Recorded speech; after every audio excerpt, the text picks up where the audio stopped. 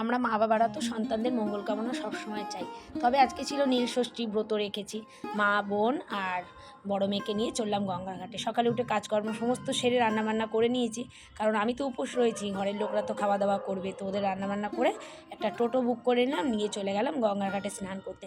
গরম কিন্তু সেদিনকে প্রচুর ছিল, কিন্তু মনে আনন্দ ছিল যেহেতু গঙ্গায় স্নান করব।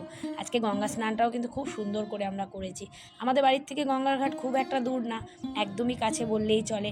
তো টোটো করে চলে গেছি, তো দেখতেই পাচ্ছ চলে এসেছি গঙ্গার ঘাটে। প্রচুর দর্শনার্থীরা স্নান করছে, আর গঙ্গায় স্নান করা কিন্তু খুবই ভালো, শরীর মন সবই ভালো থাকে। চলো গঙ্গায় স্নান করে গঙ্গা থেকে গঙ্গার জল তুলে নিয়ে, এখানে 12 মন্দির আছে, এখানে একটুখানি জল ঢেলে নেবো শিবের মাথায়। প্রত্যেক বছর আসি, তবে জলটা ঢালা হয় না, তবে এবারে প্রস্তুতি নিয়েই এসেছি। যেহেতু প্রত্যেক বছর প্রস্তুতি নিয়ে আসি না, তো চলো ফুল বেলপাতা সমস্তটা নিয়ে এসেছি, বাড়ি গিয়ে তো দেবই, কারণ বাড়ির শিব হচ্ছে আমার প্রতিষ্ঠা করা শিব। চলো পুজোটা দিয়ে নিই। আর আজকে মেয়েও কিন্তু একটু জল ঢেলেছে।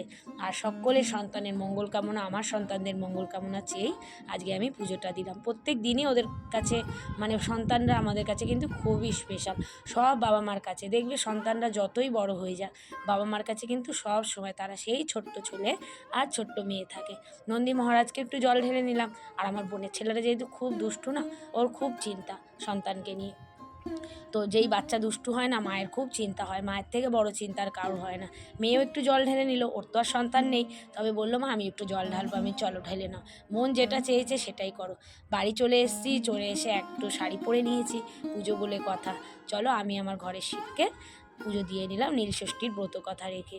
তো চলো নীলষষ্ঠী বলে একটা করে মোমবাতি জ্বালাতে হয়। আর আমার ভাইয়ের মেয়েটাও এসছে, ওর নামে একটা মোমবাতি জ্বালিয়েছি আজকে। তো দেখো তো কেমন হয়েছে, একটু কমেন্টস করে জানিও। আমি যেরকম করে পেয়েছি ঠাকুরকে আমার মতো করে আমি উজাড় করে দিয়েছি। মেয়ে একটু বেলের পানা করে রেখেছিল, তৃপ্তি একদম। খাওয়া দাওয়ার পরে, মানে উপোস ভাঙার পরে এটা খেয়েই আমি আমার উপোস ভাঙলাম। সকলের মঙ্গল হোক। রাধে রাধে বন্ধুরা, সবাই ভালো থেকো, সুস্থ থেকো, আর প্রত্যেক বছরই যেন আমার সন্তানদের মঙ্গল কামনা চেয়ে এরকম ব্রত কথা রাখতে পারি। টাটা।